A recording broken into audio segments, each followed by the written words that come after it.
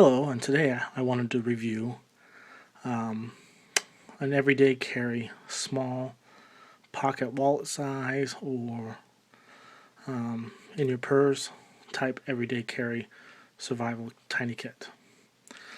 This is my first try at it, so if you have any suggestions, leave them in the comments. And here it goes. This is camo tape on both sides. This is like a license holder, or I actually got this from birth control pills. This is lint for the tender.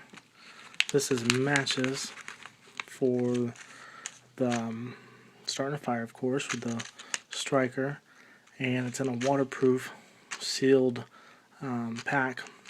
This is done with a food saver. Then on this side is a Ziploc bag, a piece of gum, a straw, and I have ordered them, but it's not in it yet, water purification iodine tablets.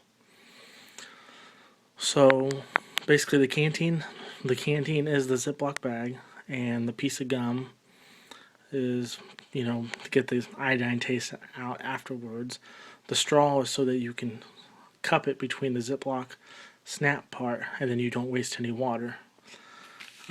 Matches are explanatory for the fire, and then the lint for the tinder.